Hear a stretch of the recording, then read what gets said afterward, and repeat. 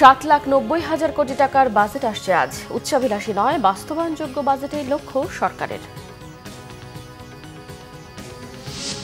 জুলাই গণহত্যার নির্দেশদাতা হিসেবে শেখ হাসিনার বিচার শুরু। ট্রাইব্যুনালের কার্যক্রম সরাসরি সম্প্রচারের দৃষ্টান্ত। জামাতের নিবন্ধন বাতিলে হাইকোর্টের রায় আপিলে বাতিল। উচ্ছ্বসিত দলীয় নেতা ও আইনজীবীরা, আদালতের কাগজ পেলে ব্যবস্থা নেবে ইসি। সরকার ডিসেম্বরের পর নির্বাচন করতে চাইলে অনিশ্চয়তা সৃষ্টির শঙ্কা বিএনপির সিনিয়র নেতাদের। বিতর্কিত উপদেষ্টাদের বাদ দেওয়ার দাবি। দেখছিলেন ক্রাউন সিমেন্ট সংবাদ শিরোনাম। এবারে বিস্তারিত। শুরুতেই আগামী অর্থ বছরের বাজেট খবর। উচ্চ প্রবৃদ্ধি অর্জন বা মেগা প্রকল্প বাস্তবায়নের উচ্চাভিলাষী স্বপ্ন নয়, এবার বাস্তবায়নযোগ্য বাজেটের দিকেই নজর সরকারের। সেই লক্ষ্যে প্রতিবারের মতো বড় বাজেট ঘোষণার নীতি বিসর্জন দিয়ে এবার ছোট বাজেটের পথে হাঁটছেন অর্থ উপদেষ্টা ডক্টর সালেউদ্দিন আহমেদ। আজ বিকেল ৩টায় বাংলাদেশ টেলিভিশনে জাতির উদ্দেশ্যে দেশের ৫৫তম বাজেট ঘোষণা করবেন তিনি। নতুন এই বাজেটের আকার 7,90,000 কোটি টাকা। আরও জানাচ্ছেন জিয়াউল হক সবুজ।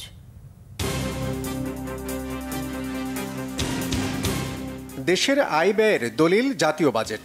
প্রতি বছর সংসদে নতুন বাজেট উত্থাপন হলেও এবার সংসদ অধিবেশন না থাকায় জাতির উদ্দেশ্যে ভাষণের মাধ্যমে টেলিভিশনে বাজেট ঘোষণা করবেন অর্থ উপদেষ্টা ডক্টর সালেউদ্দিন আহমেদ। জাতীয় বাজেট নিয়ে বাংলা ভিশনের বিশেষ আয়োজন। কেন্দ্রীয় ব্যাংকের সাবেক গভর্নর বা অর্থনীতিবিদ হিসেবে প্রতি বছর এই সময়টাতে বাজেট বিশ্লেষণে ব্যস্ত সময় পার করলেও এবার তার উপরই দায়িত্ব পড়েছে বাজেট ঘোষণার। তাই বাইরে থেকে এতদিন যেসব পরামর্শ দিয়েছেন তার প্রতিফলন ঘটাতে কতটা মুনশিয়ানার পরিচয় দেন সেই প্রতীক্ষায় সাধারণ মানুষ।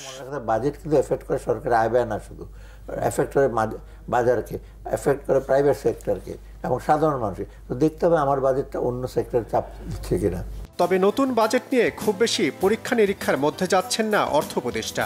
রাজনৈতিক সরকার না হওয়ায় খুব সহজে মেগা প্রকল্প এড়িয়ে 7,90,000 কোটি টাকার বাজেট প্রস্তাব দিচ্ছেন তিনি, যার আকার গত বছরের চেয়ে 7,000 কোটি টাকা কম।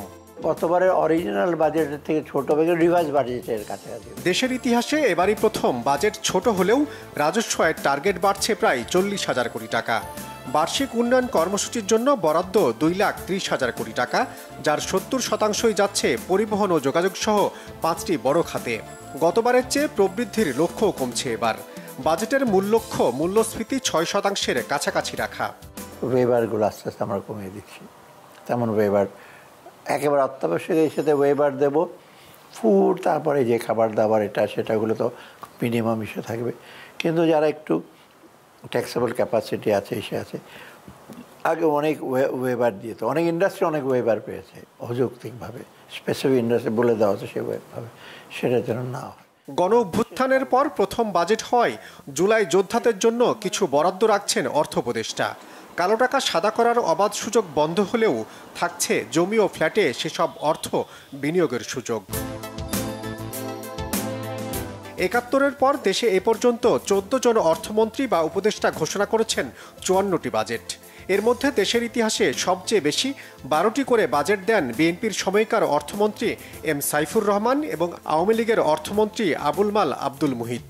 2007 এবং 8 সালে সংসদের বাইরে টেলিভিশনে বাজেট ঘোষণা করেন তত্ত্বাবধায়ক সরকারের সাবেক উপদেষ্টা ডক্টর এবি মির্জা আজিজুল ইসলাম। 1972 সালে স্বাধীন বাংলাদেশের অর্থমন্ত্রী তাজউদ্দিন আহমদের দেয়া বাজেটের আকার ছিল 786 কোটি টাকা, যার তুলনায় এবারের বাজেটের আকার প্রায় 1000 গুণ বড়। জিয়াউল হক সবুজ, Bangla vision, Dhaka. July August গণহত্যা মামলায় পলাতক সাবেক প্রধানমন্ত্রী শেখ হাসিনা, স্বরাষ্ট্রমন্ত্রী আসাদুজ্জামান খান কামাল এবং আইজিপি চৌধুরী আবদুল্লাহ আল মামুনের বিরুদ্ধে অভিযোগ গতকাল আমলে নিয়েছে আন্তর্জাতিক অপরাধ ট্রাইব্যুনাল। সেই সাথে শেখ হাসিনা ও আসাদুজ্জামান খান কামালের বিরুদ্ধে গ্রেফতারি পরোয়ানা জারি করে 16 জুন পরবর্তী তারিখ দেয়া হয়েছে। চিফ প্রসিকিউটর তাজুল ইসলাম বলেছেন, এই বিচার কেবল অতীতের প্রতিশোধ নয়, ভবিষ্যতের প্রতিজ্ঞা। আহমেদ সরওয়ারের রিপোর্ট। ঘটনার তারিখ এবং সময় 14 জুলাই 2024 খ্রিস্টাব্দ থেকে 5 আগস্ট 2024। অপরাধের ধরন হত্যা, মার্ডার, হত্যা চেষ্টা, অ্যাটেম্পট টু মার্ডার, নির্যাতন, টর্চার, অন্যান্য অমানবিক আচরণ, ইনহিউম্যান অ্যাক্টস করার অপরাধসমূহ সংগঠনের প্ররোচনা, অ্যাবেটমেন্ট, উস্কানি, ইনসাইটমেন্ট, সহায়তা, ফ্যাসিলিটেট, সম্পৃক্ততা, কমপ্লিসিটি, অপরাধ সংগঠন এবং প্রতিরোধে ব্যর্থতা, ফেইলিউর টু প্রিভেন্ট, ষড়যন্ত্র, কনস্পিরেসি মাধ্যমে the international crimes tribunals act 1973 এর 32AGH 414243 ধারার মানবতা বিরোধী অপরাধ সংগঠন, যা এই আইনের 20(2) এবং 20(a) ধারায় শাস্তিযোগ্য। আসামিদের নাম শেখ হাসিনা, আসাদুজ্জামান খান কামাল, চৌধুরী আব্দুল আল মামুন। 2024 সালের জুলাই বিপ্লব চলাকালীন সময়ে সংগঠিত অপরাধ এবং অত্র আবেদন পত্রের সাথে সংযুক্ত দালিলিক প্রমাণপত্রের তথ্যপাত্য সমূহ সংশ্লিষ্ট অন্যান্য প্রাসঙ্গিক তথ্য প্রমাণাদি এই আইনের 19(3) ধারার অধীনে কমন নলেজ এবং জুডিশিয়াল নোটিশ হিসেবে গ্রহণেরও প্রার্থনা করছি। মাননীয় ট্রাইব্যুনাল ন্যায় বিচারের স্বার্থে অন্য যেরূপ বিবেচনা করে সেরূপ আদেশ দানেরও প্রার্থনা করছি। জুলাই আগস্ট গণ অভ্যুত্থানের পর আন্তর্জাতিক অপরাধ ট্রাইব্যুনাল পুনর্গঠন করা হলে মানবতা বিরোধী অপরাধের অভিযোগে প্রথমে একটি বিবিধ মামলা হয়। এর ভিত্তিতে রবিবার আন্তর্জাতিক অপরাধ ট্রাইব্যুনালে দাখিল হয় আনুষ্ঠানিক অভিযোগ। বিচারপতি গোলাম মর্তুজা মজুমদারের নেতৃত্বে 3 সদস্যের ট্রাইব্যুনাল তৎকালীন প্রধানমন্ত্রী শেখ হাসিনা, সাবেক স্বরাষ্ট্রমন্ত্রী আসাদুজ্জামান খান কামাল এবং সাবেক আইজিপি চৌধুরী আব্দুল আল মামুনের বিরুদ্ধে অভিযোগ আমলে নেন। 5টা অভিযোগে এই 3 জন আসামির বিরুদ্ধে অভিযোগ আমলে গ্রহণ করা হয়েছে। তাদের বিরুদ্ধে নতুন করে গ্রেপ্তারি পরোয়ানা জারি করা হয়েছে। আগামী 16 জুন অর্থাৎ ঈদের ছুটির পরে 16 জুন আসামিদের উপস্থিতি এবং আসামিদেরকে গ্রেপ্তার করে হাজির করার জন্য নির্দেশ দেওয়া হয়েছে। ওই দিন যদি আসামিরা উপস্থিত হন তাহলে সেদিন থেকে আনুষ্ঠানিক বিচারের প্রক্রিয়া শুরু হবে। যদি আসামি কেউ অনুপস্থিত থাকেন, আইন অনুযায়ী তাদেরকে অনুপস্থিত ঘোষণা করার একটা ব্যাপার থাকবে, সেটাও সেদিন আদালত যথাযথ আইন প্রক্রিয়া অনুযায়ী সেদিন ঘোষণা করবে। আমি শুধু একটি কথা বলতে চাই যে এই বিচার কোনো প্রতিশোধের জন্য নয়, এটা হচ্ছে ভবিষ্যতের জন্য একটা প্রতিজ্ঞা এবং আগামী প্রজন্মকে নিরাপদ একটি বাংলাদেশ উপহার দেয়া। ট্রাইব্যুনালে অভিযোগ উত্থাপনের সূচনা বক্তব্যে চিফ প্রসিকিউটর বলেন, বিচার শুরু হয়েছে জাতির ইতিহাসের এক বেদনাদায়ক অপরাধের বিহিত নিশ্চিত করতে। বিচার শুরুর এই ঐতিহাসিক মুহূর্তে আমি শ্রদ্ধা ভরে স্মরণ করছি জুলাই বিপ্লবের সেই সব ভিকটিমদের, যারা আর কোনোদিন তাদের পরিবারের কাছে ফিরে আসবে না। স্মরণ করছি তাদেরকেও যারা এই আন্দোলনে চোখ, হাত, পা কিংবা শরীরের অন্য কোনো অঙ্গ হারিয়েছেন। স্মরণ করছি সেই সব অকুতভয় মানুষদের, যাদের অপরিসীম ত্যাগের কারণে এই রাষ্ট্র অন্ধকার সময় পেরিয়ে আলোকোজ্জ্বল ভবিষ্যতের স্বপ্ন দেখছে। এই আদালত এমন একটি সময়ের সাক্ষ্য বহন করছে যা ইতিহাসের এক অনন্য দলিল হয়ে থাকবে। আমরা চাই এই বিচার হোক নিরপেক্ষ, প্রমাণ নির্ভর এবং ন্যায় ভিত্তিক। আমরা চাই এই বিচার শুধু বাংলাদেশের সামাজিক জীবনে সৃষ্ট গভীর ক্ষত মুছে না দিক, বরং এটি হোক এক আত্মাভিমানী জাতির ঐতিহাসিক পুনর্জাগরণ। ট্রাইব্যুনালের অনুমতি সাপেক্ষে আগামীতেও আদালতের কার্যক্রম সম্প্রচার করা হবে বলে জানান চিফ প্রসিকিউটর। নিজের সরকারের আমলে প্রতিষ্ঠিত আন্তর্জাতিক অপরাধ ট্রাইব্যুনালেই বিচার কাজ চলবে সাবেক প্রধানমন্ত্রী শেখ হাসিনার। প্রসিকিউশন জানিয়েছে, এই বিচারের ব্যাপারে তারা খুবই সতর্ক রয়েছেন। বিচারের আন্তর্জাতিক মানদণ্ড রক্ষা করা, মানবাধিকার রক্ষা করা এবং তাদের ভাষায় বিচারের নামে যেন অবিচার না হয়, যা অতীতে হয়েছে সেই বিষয়ে তারা সতর্ক রয়েছেন। আহমেদ সরওয়ার, বাংলা ভিশন, ঢাকা। রাজনৈতিক দল হিসেবে বাংলাদেশ জামায়াতে ইসলামীর নিবন্ধন অবৈধ ঘোষণা করে হাইকোর্টের রায় বাতিল করেছে আপিল বিভাগ। প্রধান বিচারপতি সৈয়দ রেফাত আহমেদের নেতৃত্বাধীন 4 সদস্যের আপিল বিভাগে গতকাল সকালে এই রায় হয়। জামাতের আইনজীবী শিশির মনির জানিয়েছেন, এই রায়ের ফলে আগামী নির্বাচনে অংশ নিতে জামাতের কোনো বাধা নেই। আর নির্বাচন কমিশনের আইনজীবী তৌহিদুল জানিয়েছেন, এই রায়ের ফলে জামাত তার আগের অবস্থানে ফিরে গেল এবং আদালতের আদেশ অনুযায়ী ব্যবস্থা নেবে ইসি। এর আগে গত 14 মে দলটির করা আপিলের উপর শুনানি শেষে আপিল বিভাগ রায়ের জন্য আজকের এই দিন ধার্য করেছিলেন। রাজনৈতিক দল হিসেবে জামাতকে নির্বাচন কমিশনের দেয়া নিবন্ধনের বৈধতা চ্যালেঞ্জ করে 2009 সালে রিট করেন সৈয়দ রেজাউল হক চাঁদপুরী সহ 25 জন ব্যক্তি। রিটের চূড়ান্ত শুনানি নিয়ে সংখ্যাগরিষ্ঠ মতের ভিত্তিতে জামায়াতের নিবন্ধন অবৈধ ঘোষণা করে 2013 সালের 1 আগস্ট রায় দেন হাইকোর্টের 3 সদস্যের বৃহত্তর বেঞ্চ। এর বিরুদ্ধে 2013 সালের নিয়মিত আপিলের অনুমতি চেয়ে আবেদন করে জামায়াতে ইসলামী। জামায়াতে ইসলামের নিবন্ধন ও প্রতীকের বিষয়ে আদালতের কোনো অবজারভেশন নির্বাচন কমিশন পায়নি বলে গতকাল জানিয়েছেন ইসি সচিব আখতার আহমেদ। এই ইস্যুতে আদালতের কাগজ পাওয়ার পরই ব্যবস্থা নেওয়ার কথা জানান তিনি। শনিবার সাংবাদিকদের এক প্রশ্নের জবাবে তিনি এসব কথা জানান। এখনো পর্যন্ত জামাতের নিবন্ধন এবং আপনার প্রতীকের ব্যাপারে মাননীয় আদালতের কোনো অবজারভেশন আমরা পাইনি। অবজারভেশন পাওয়ার পরে এ বিষয়ে আইনগতভাবে যেটা প্রযোজ্য সেই অনুযায়ী ব্যবস্থা নেওয়া হবে। সরকার ডিসেম্বরের পর নির্বাচন করতে চাইলে অনিশ্চয়তা সৃষ্টি হবে বলছেন বিএনপির সিনিয়র নেতারা। এছাড়াও বিতর্কিত উপদেষ্টাদের বাদ দিয়ে তত্ত্বাবধায়ক সরকারের আদলে ছোট উপদেষ্টা পরিষদের অধীনে নির্বাচনের দাবিও জানান তারা। বিস্তারিত জানাচ্ছেন মোবাশ্বের আহমদ। রবিবার সকালে শহীদ প্রেসিডেন্ট জিয়াউর রহমানের ৪৪তম শাহাদাত বার্ষিকী উপলক্ষে জাতীয় প্রেস ক্লাবে সম্মিলিত পেশাজীবী পরিষদের আলোচনা সভায় যোগ দেন বিএনপির সিনিয়র নেতারা। এ সময় তারা বলেন, বিএনপিকে ধ্বংস করার ষড়যন্ত্র থেমে নেই, আর ডিসেম্বরের পর সরকার নির্বাচন করতে চাইলে সৃষ্টি হবে অনিশ্চয়তা। আপনারা যে বলছেন জুনে দেবেন, এর আগে কি হয় ডিসেম্বরের পরে? এর পরের বছরের জানুয়ারি মাস, এরপরে ফেব্রুয়ারি মাসে রোজা। এই রোজা এবং ঈদ নিয়ে 2 মাস চলে যায়, ফেব্রুয়ারি মার্চ। এপ্রিল মে হচ্ছে দেশে পাবলিক পরীক্ষা, এসএসসি এবং এইচএসসি, এগুলোকেও পিছানোর কোনো সুযোগ নেই। আর এই এসএসসি এইচএসসি যে স্কুল কলেজ সেন্টার হয়, সেগুলিতে কিন্তু ভোটের সেন্টার হয়।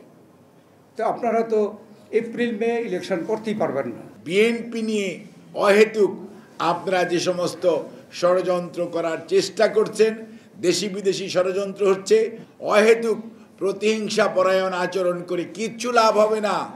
জাতীয় প্রেস ক্লাবে জাতীয়তাবাদী মুক্তিযুদ্ধ দলের অনুষ্ঠানে বিএনপির আরেক নেতা অবসরপ্রাপ্ত মেজর হাফিজউদ্দিন আহমেদ সরকারের সমালোচনা করে বলেন, কোন ইস্যুতেই নির্বাচনকে পেছানোর যৌক্তিকতা নেই। যে সরকার নির্বাচিত হয়ে আসবে আগামী নির্বাচনে, তারা এই মাফিয়া সরকারের যত রকম চেলা চামুন্ড, তাদের খুন গুম জালিয়াতি অর্থ পাচার সব কিছুর বিচার করা হবে।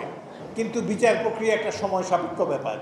এই বিচার করতে যদি 5 বছর লাগে, আমরা 5 বছর নির্বাচন ছাড়া বসে থাকবো? এই লড়াকু ছাত্রদেরকে ভুল পথে পরিচালিত করেছে বর্তমানের এই উপদেষ্টা পরিষদ। এদিকে চন্ডী ময়দানে বিএনপির প্রতিষ্ঠাতা শহীদ রাষ্ট্রপতি জিয়াউর রহমানের সমাধি এলাকায় পরিষ্কার পরিচ্ছন্ন অভিযান ও লেকে শাপলা ফুলের চারা রোপণ করেছে আমরা বিএনপি পরিবার সংগঠনের আহ্বায়ক আতিকুর রহমান রুমন। এতে নেতৃত্ব দেন। মোবাশ্বের আহমেদ, বাংলা ভিশন, ঢাকা। সুপ্রিম কোর্টের আইনজীবী ব্যারিস্টার কায়সার কামাল বলেছেন, স্বাধীন নির্বাচন কমিশনের গেজেট প্রকাশের পর শপথ পড়ানোর উদ্যোগ না নিয়ে সংবিধান লঙ্ঘন করেছে স্থানীয় সরকার মন্ত্রণালয়। তাই মন্ত্রণালয়ের প্রধান নির্বাহীর বিরুদ্ধে ব্যবস্থা নেওয়ার দাবি জানিয়েছেন তিনি। এদিকে ইশরাক হোসেনের শপথ সংক্রান্ত রিটের উত্থাপিত বিষয় নিষ্পত্তির এখতিয়ার নির্বাচন কমিশনের। এই পর্যবেক্ষণ দিয়ে রায় প্রকাশ হয়েছে আপিল বিভাগে, সোমবার পাঠানো হবে নির্বাচন কমিশনে। অন্যদিকে ইসি সচিব আখতার আহমেদ জানিয়েছেন, ইশরাক হোসেনের মেয়র পদে শপথের বিষয়ে আদালতের নির্দেশনা পেলেই ব্যবস্থা নেওয়া হবে। আরও জানাচ্ছেন মুহিবুল্লাহ মুহিব। 2020 সালে অনুষ্ঠিত ঢাকা দক্ষিণ সিটি কর্পোরেশনে ব্যাপক অনিয়ম, কারচুপি ও জালিয়াতির অভিযোগ এনে নির্বাচনী ট্রাইব্যুনালে মামলা করেন বিএনপি সমর্থিত প্রার্থী ইশরাক হোসেন। চলতি বছরের 27 মার্চ ইশরাক হোসেনকে মেয়র ঘোষণা করে রায় দেয় আদালত। তার 1 মাস পর 27 এপ্রিল আদালতের রায় অনুসারে গেজেট প্রকাশ করে নির্বাচন কমিশন। এরপরে ইশরাক হোসেনকে শপথ পড়ানো নিয়ে শুরু হয় টালবাহানা। যদিও স্বাধীন নির্বাচন কমিশনের গেজেট প্রকাশের পর তাকে শপথ পড়ানোর বাধ্যবাধকতা ছিল স্থানীয় সরকার মন্ত্রণালয়ের। পলিটিক্যাল মোটিভেশন কাজ করছে বিধায়ী শপথ গ্রহণ করতে দেওয়া হয়নি। পলিটিক্যাল মোটিভেশন কাজ করছে বিধায়ী কোনো না কোনো কাউকে দিয়ে একটা লিগ্যাল নোটিশ দেওয়ানো হয়েছে। এই রিট পিটিশনটা সামারিলি রিজেক্টেড হয়ে গেল। সামারিলি রিজেক্টেড হওয়ার মানেটা হলো এই রিট পিটিশনে কোনো কার্যকারিতা নেই। আমরা তখনই প্রত্যাশা করেছিলাম যে এক্সিকিউটিভ অর্থাৎ স্থানীয় সরকার মন্ত্রণালয় আইন ফলো করে, এবং দেশের সর্বোচ্চ আইন হচ্ছে এই সংবিধানটা ফলো করে শপথ গ্রহণ অনুষ্ঠান শুরু করবেন। কিন্তু আমরা তারপরে দেখলাম অ্যাপিলেট ডিভিশনে গেল। অ্যাপিলেট ডিভিশন থেকে মহামান্য সুপ্রিম কোর্ট সর্বোচ্চ আদালত বলে দিলেন নির্বাচন কমিশনের বিষয় স্বাধীনভাবে সেটা সিদ্ধান্ত নেবেন। তো নির্বাচন কমিশন তো 27 এপ্রিল সিদ্ধান্ত নিয়েছেন by pronouncing a gazette notification. তারপরে নতুন করে নির্বাচন কমিশনের সিদ্ধান্ত নেওয়ার কিছু নেই। এরই মধ্যে এক ব্যক্তি শপথের বিরোধিতা করে উচ্চ আদালতে রিট করেন। পরে আদালত সেই রিট খারিজ করে দিলেও এখনও ঝুলে আছে ইশরাকের শপথ গ্রহণ। সুপ্রিম কোর্টের আইনজীবী ব্যারিস্টার কায়সার কামাল জানিয়েছেন, আদালতের রায় এবং নির্বাচন কমিশনের গেজেটের পর ইশরাকের শপথের আয়োজন না করে সংবিধান লঙ্ঘন করেছে স্থানীয় সরকার মন্ত্রণালয়। নির্বাচন কমিশনকে তাদের অথরিটিকে খর্ব করার জন্য বা চ্যালেঞ্জ করার জন্য এই স্থানীয় সরকার মন্ত্রণালয় কাজ করছে। এটা পুরোপুরিভাবে সংবিধানকে ভায়োলেট করছে এবং রাষ্ট্রের যে একটা গুরুত্বপূর্ণ সাংবিধানিক প্রতিষ্ঠান, সেই সাংবিধানিক প্রতিষ্ঠানকে ইচ্ছাকৃতভাবে বিতর্কিত করার অপপ্রয়াস চালাচ্ছে স্থানীয় সরকার মন্ত্রণালয়। এদিকে নির্বাচন কমিশন জানিয়েছেন, আদালতে লিখিত নির্দেশনা হাতে পেলে ইশরাক হোসেনের শপথ নিয়ে পরবর্তী সিদ্ধান্ত নেবেন তারা। জনাব ইশরাকের ব্যাপারেও আমরা মাননীয় আদালতের কোনো নির্দেশনা এখনো পাইনি। কিছু অবজারভেশন এবং নির্দেশনা যেটা আসবে আমরা সেই অনুযায়ী আমাদের এখান থেকে ব্যবস্থা নেওয়া হবে।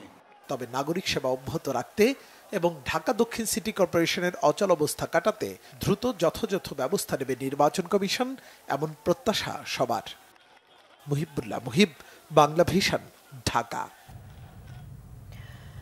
ইশরাক হোসেনকে মেয়রের দায়িত্ব বুঝিয়ে দেওয়ার দাবিতে গতকালও আন্দোলন হয়েছে নগর ভবনে।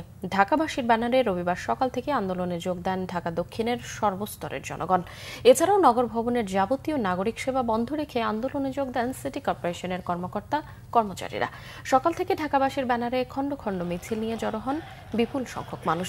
এ সময় প্রতিবাদী স্লোগানে উত্তাল হয়ে ওঠে নগর ভবন এলাকা। আদালতের রায় অগ্রাহ্য করে স্বাধীন নির্বাচন কমিশনের গেজেট অনুসারে মেয়রের দায়িত্ব বুঝিয়ে না দেয়ায় স্থানীয় সরকার মন্ত্রণালয়ের উপদেষ্টা আসিফ মাহমুদের পদত্যাগ দাবি করেন আন্দোলনকারীরা। সর্বোচ্চ আদালত রায় দিয়েছে, সেই রায় নিয়ে এখনো ডালমাহানা। আজকে শুনেছি অবৈধ প্রশাসক এখানে এসে বসবে। কেন বসবে? তারা কি আইনকে উপেক্ষা করছে?